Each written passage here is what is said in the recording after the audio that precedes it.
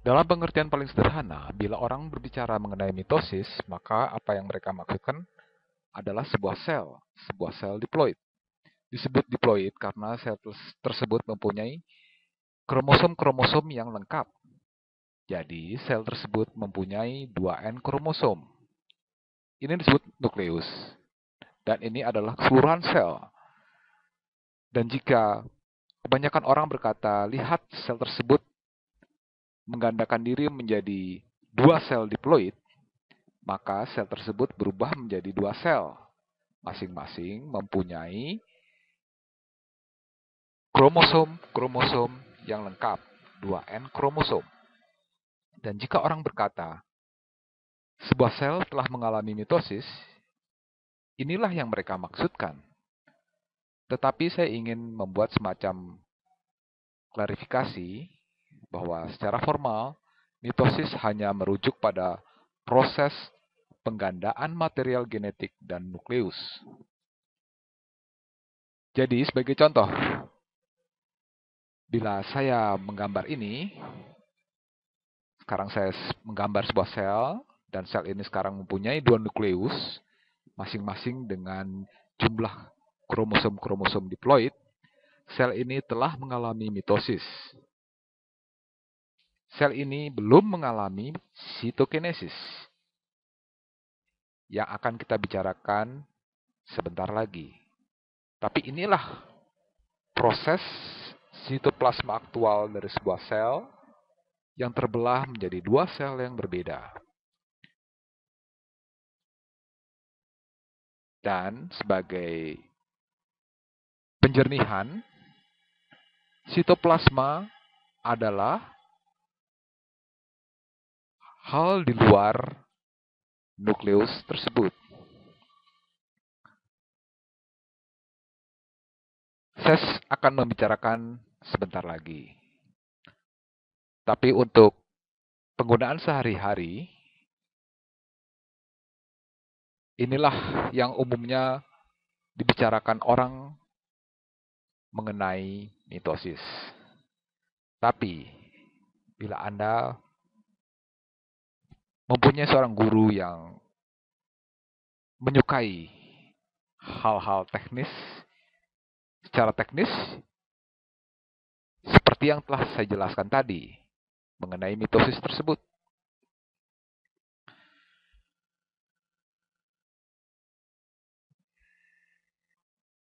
Mitosis adalah pemisahan nukleus atau penggandaan nukleus menjadi dua nukleus yang terpisah.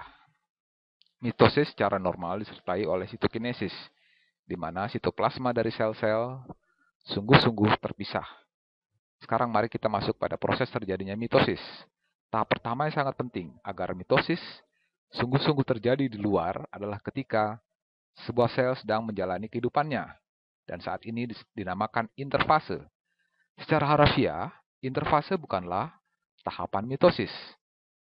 Secara harafiah, interfase adalah sebuah sel menjalani kehidupannya. Katakanlah kita mau sekarang mempunyai sel baru. Saya akan menggambarkannya dengan garis hijau. Sel baru di sini, dan mungkin ini adalah nukleusnya. Sel ini mempunyai 2N kromosom yang terus tumbuh. Sel-sel ini membawa zat gizi dari luar dan membentuk protein dan melakukan apapun sehingga ia tumbuh membesar. Sel ini jelas mempunyai kromosom-kromosom yang lengkap. Dan pada saat-saat tertentu dari siklus hidup sel ini, dan saya akan memberikannya tanda, jadi inilah tahap pada interfase. Ini semua mungkin tidak diajarkan pada sejumlah kelas biologi, tapi mari saya berikan tanda saja. Ini disebut G1, tahap ketika sel sedang tumbuh. Sel ini terus tumbuh, menumpuk material dan membangun dirinya. Dan kemudian sel ini menggandakan kromosom-kromosomnya. Jadi, kita masih mempunyai jumlah kromosom diploid. Saya akan membesarkan gambar ini supaya lebih jelas. Ini dinamakan tahap S dari interfase. Sebut ini S. Dan S adalah di mana kita mempunyai replikasi dari kromosom-kromosom aktual. Sekali lagi, kita masih belum masuk ke mitosis. Jadi S, kita mempunyai replikasi kromosom-kromosom. Maka bila saya membuat gambaran besar nukleus selama tahap S, bila saya harus memulainya, mari kita mulai dengan organisme-organisme yang mempunyai 2 kromosom. Jadi, katakanlah pada awal tahap S, dan saya akan menggambarkan kromosom-kromosom hanya untuk memperjelasnya bahwa sel-sel sedang mengalami penggandaan atau replikasi. Jadi katakanlah sel ini mempunyai kromosom di sini dan sel ini mempunyai kromosom ini di sana. Ketika sel masuk ke tahap S, kromosom-kromosom tersebut menggandakan diri. Dan saya menggambar nukleus di sini.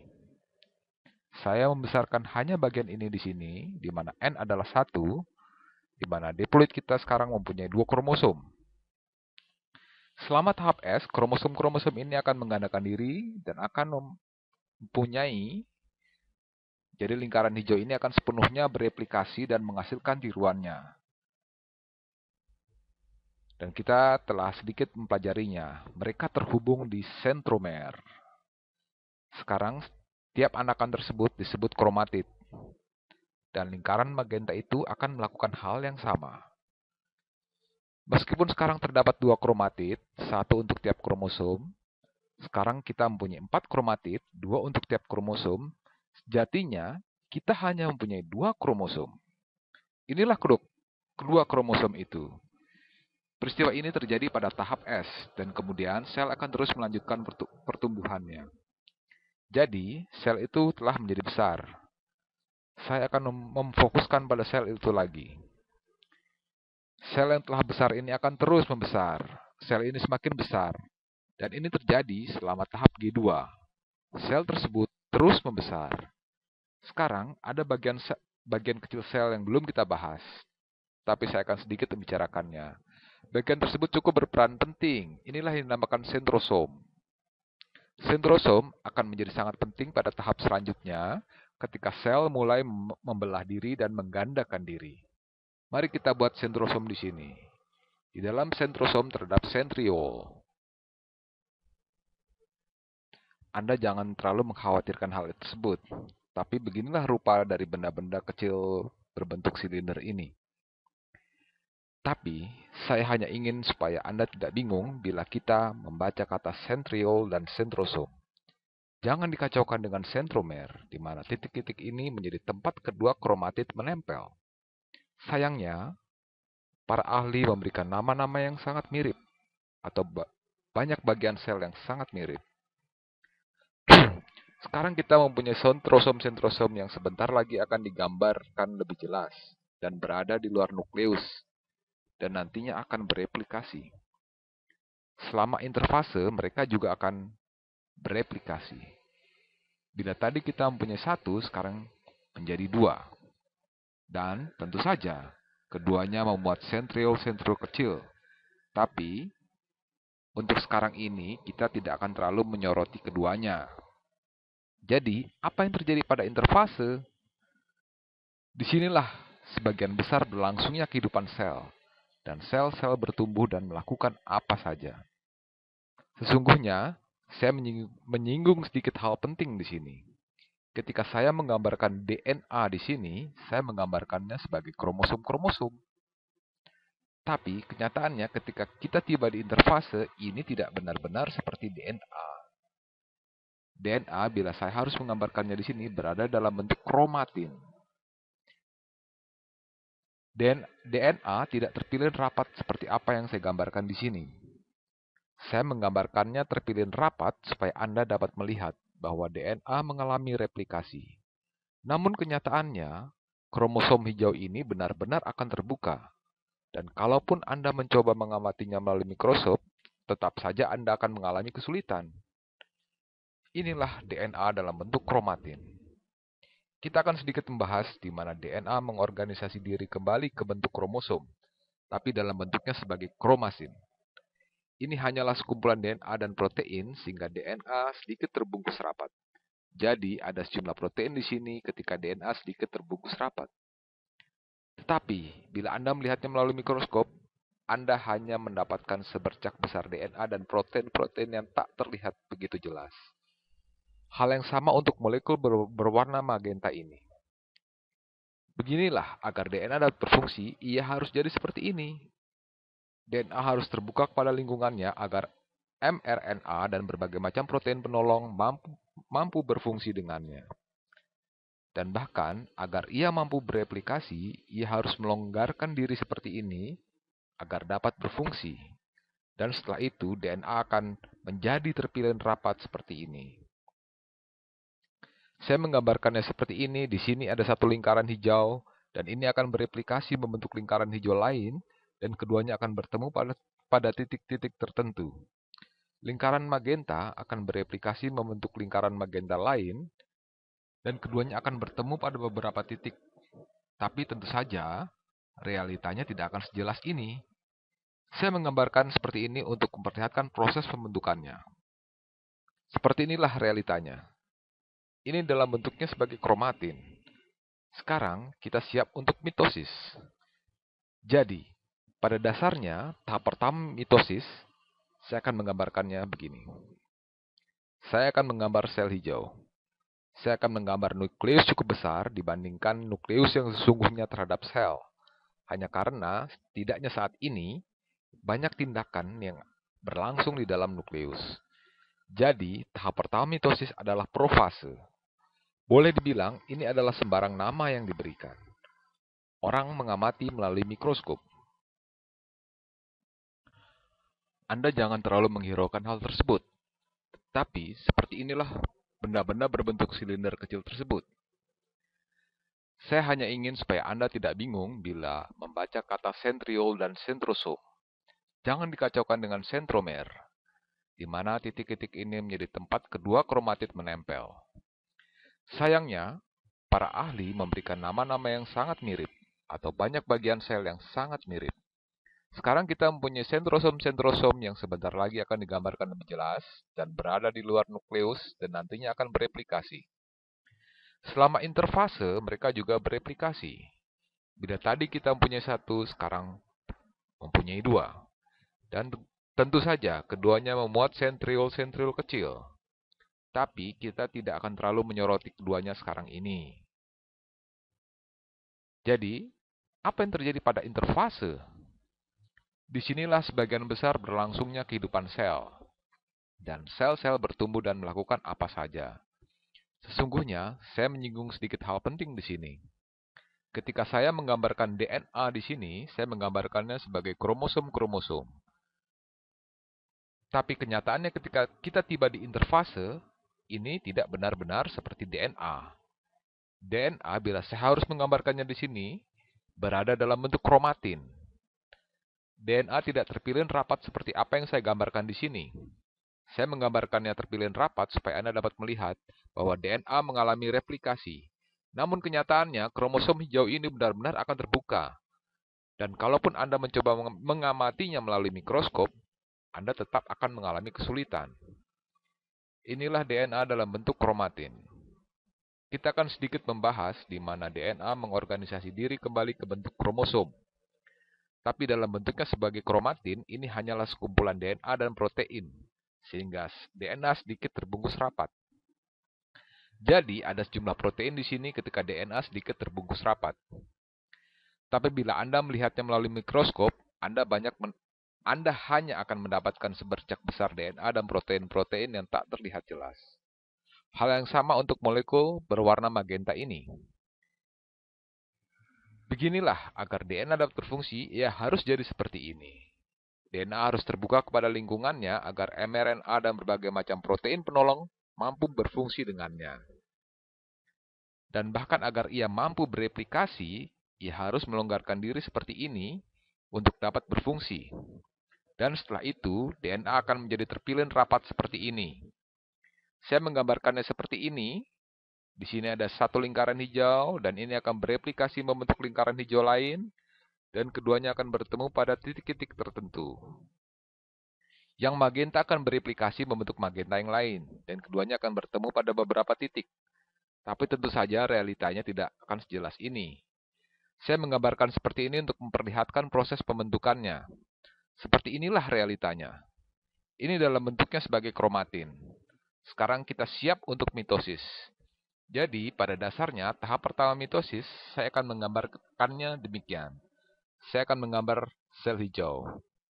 Saya akan menggambar nukleus cukup besar dibandingkan nukleus yang sesungguhnya terhadap sel, hanya karena setidaknya saat ini, banyak tindakan yang berlangsung di dalam nukleus. Jadi, tahap pertama mitosis adalah profase. Boleh dibilang ini adalah sembarang nama yang diberikan. Orang mengamati melalui mikroskop. Oh, itu adalah tipe langkah tertentu yang selalu kita lihat ketika sebuah nukleus membelah dan kita akan menamakannya sebagai profase. Apa yang terjadi dalam profase yaitu kromatin mulai berubah menjadi bentuk ini.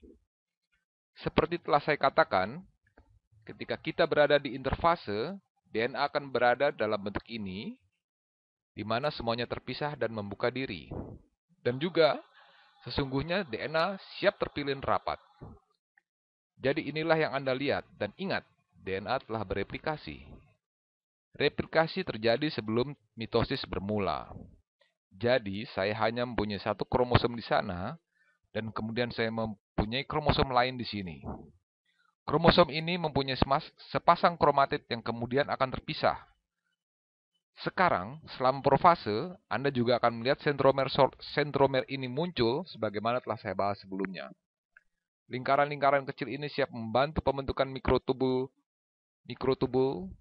dan Anda dapat melihat batang-batang atau benang-benang ini menjadi kunci penggerak saat kita membelah sel. Semua ini sangat mengagumkan. Coba bayangkan sebuah sel, sesuatu yang sesungguhnya sangat sederhana. Sel merupakan struktur kehidupan paling dasar dalam diri kita atau dalam kehidupan secara luas. Di sini berlangsung proses mekanisme yang rumit dan banyak yang masih belum dipahami. Maksud saya, kita dapat mengamatinya, tapi kita tidak sungguh-sungguh mengerti apa yang terjadi pada level atomik atau pada level protein, yang memungkinkan benda-benda ini bergerak secara sangat teratur. Ini masih menjadi satu lahan penelitian. Ada yang telah dapat dipahami, ada pula yang belum. Sekarang kita mempunyai dua sentrosom ini, dan keduanya membantu pengembangan mikrotubul-mikrotubul tersebut, yang secara harafiah menyukai mikrostruktur kecil ini. Anda dapat melihatnya seperti tabung atau semacam benang. Sekarang, ketika profase berlanjut, akhirnya sel sampai pada titik di mana akan saya jelaskan berikut ini. Saya tidak mau ada tulisan replikasi ini. Ini memusingkan. Baiklah, akan saya hapus. Jadi, ketika profase berlanjut, selubung nuklir mulai terbuka. Akan saya gambarkan ulang. Saya copy dan paste dari gambar sebelumnya. Taruh di sini. Jadi, ketika profase berlanjut, selubung nuklir mulai memecah. Jadi, ini mulai membuka dan memecah, dan siap tumbuh dan menempel pada sentromer. Saya lanjutkan. Jadi, semua ini terjadi selama profase. Karena semua ini terjadi selama profase, bagian akhir profase, kadang-kadang para ahli menyebutnya profase akhir, kadang-kadang pula disebut juga sebagai prometafase. Jadi, kadang-kadang ini dianggap sebagai fase terpisah dari mitosis, meskipun ketika saya mempelajarinya di sekolah, tidak saya jumpai istilah prometafase. Para ahli menyebut semua ini sebagai profase. Tapi pada akhir profase atau pada akhir prometafase, tergantung pada bagaimana Anda melihatnya, seluruh situasi akan terlihat seperti ini. Anda melihat sel keseluruhan. Selubung nuklir pecah dan pada titik tertentu telah menghilang. Meskipun protein-protein pembentuknya masih ada dan nantinya akan digunakan. Dan pada kasus ini, Anda masih mempunyai dua kromosom ini. Pada manusia terdapat 46 kromosom. Anda mempunyai dua kromosom. Masing-masing terbuat dengan kromatid pasangan. Masing-masing terbuat dengan sepasang kromatid. Dua kromosom. Tentu saja, keduanya mempunyai sentromer di sana. Dan kemudian sentrosom ini akan bermigrasi ke kutub seberang yang dahulunya merupakan nukleus. Dan kemudian ini menyebar mikrotubul ini. Jadi mereka sesungguhnya melakukan dua fungsi. Pada titik ini mereka seperti mendesak kedua sentrosom. Jadi kita mempunyai ini semua dan mereka terhubung dengan seperti Anda tahu, ada yang berasal dari sentrosom ini, ada yang berasal dari sentrosom ini, ada yang terhubung dengan keduanya. Dan kemudian mikrotubul ini, tabung-tabung atau benang-benang ini, apapun yang Anda lihat melekatkan diri pada sentromer dari kromosom-kromosom yang ada. Dan struktur protein tempat mereka melekatkan diri disebut kinetochore. Jadi inilah kinetochore. Dan itu mungkin atau mungkin juga bukan kinetochore. Inilah struktur protein. Menakjubkan bukan? Masih menjadi bidang penelitian luas mengenai bagaimana persisnya mikrotubul melekat ke kinetochore. Dan seperti akan kita lihat sebentar lagi, pada kinetochore inilah mikrotubul siap menarik kedua pasang kromatid yang terpisah dan benar-benar melepaskan mereka. Dan masih belum dipahami secara persis bagaimana ini terjadi. Hanya berdasarkan pengamatanlah diketahui ini sungguh terjadi. Ketika profase dilalui, sel-sel memastikan kromosom-kromosom berada pada posisi yang sejajar. Saya menggambarkan kromosom-kromosom yang sejajar di sini. Tapi ini terjadi selama metafase, yang merupakan tahap selanjutnya. Yang pertama tadi adalah profase. Sekarang kita berada di metafase, dan metafase sesungguhnya adalah proses penyelarasan kromosom. Jadi semua kromosom akan sejajar di tengah-tengah sel. Saya membuat satu berwarna magenta di sini, satu lagi magenta di sini, dan satu lagi di sini, warna hijau di sana. Dan tentu saja kita punya sentrosom, gelondong-gelondong mikro yang keluar darinya. Beberapa merupakan gelondong-gelondong mikro kinetochore yang melekat ke sentromer dari kromosom-kromosom aktual. Sangat memusingkan, bukan?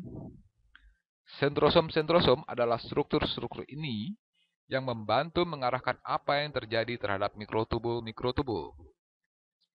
Sentriol adalah struktur-struktur kecil ini.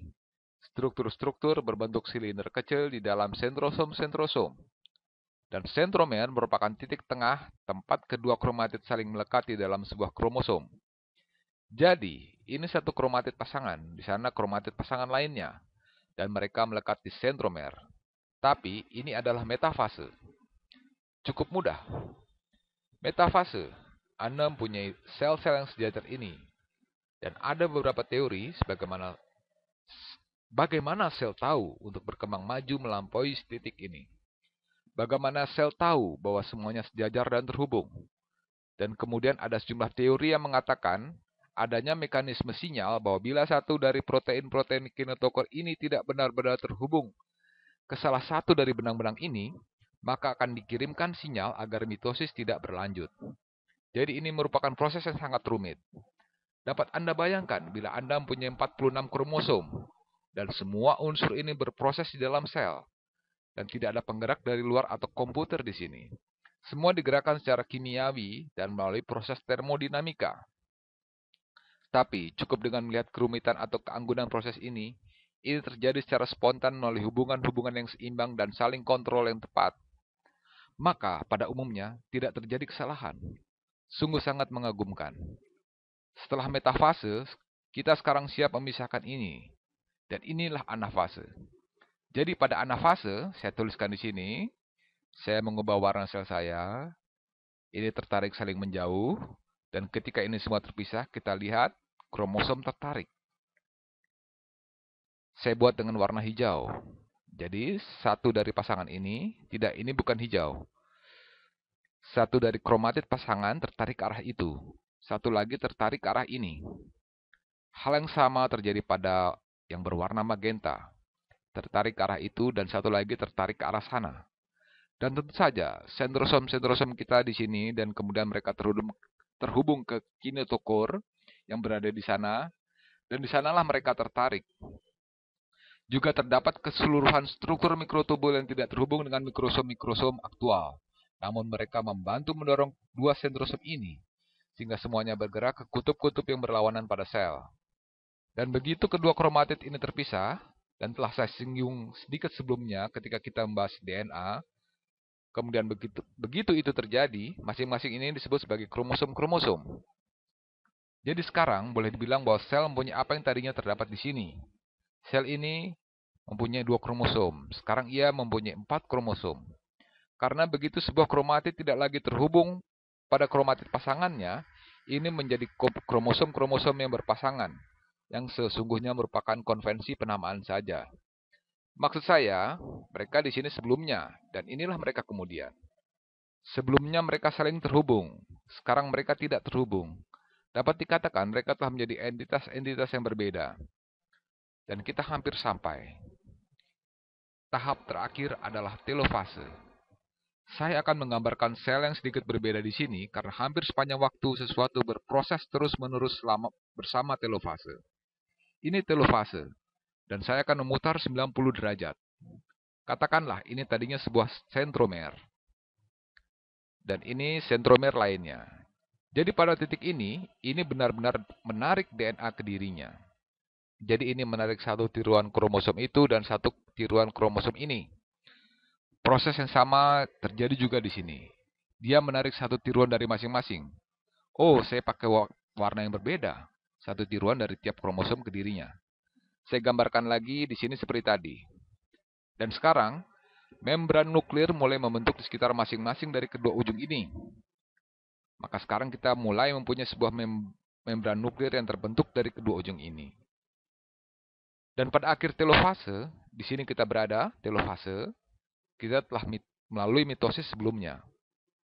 Sepenuhnya. Kita telah melakukan replikasi sempurna 2 nukleus awal kita dan seluruh muatan genetik di dalamnya. Sekarang, pada waktu yang sama, saat telofase berlangsung, biasanya kita melihat sitokinesis ini, di mana pembelahan galur ini terjadi selama telofase.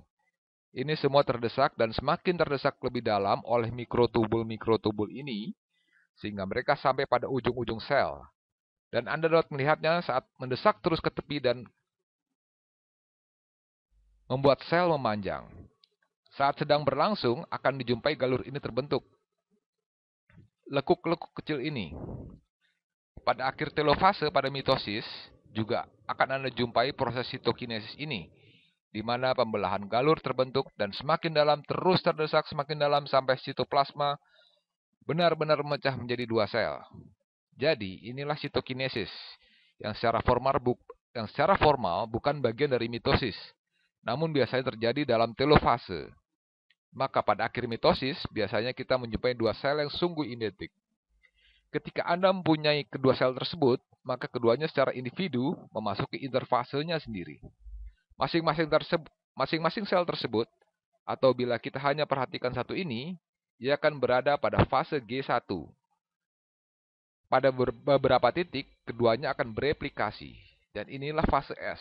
Dan Anda memasuki ke fase G2. Kemudian ini akan mengalami mitosis yang sama lagi.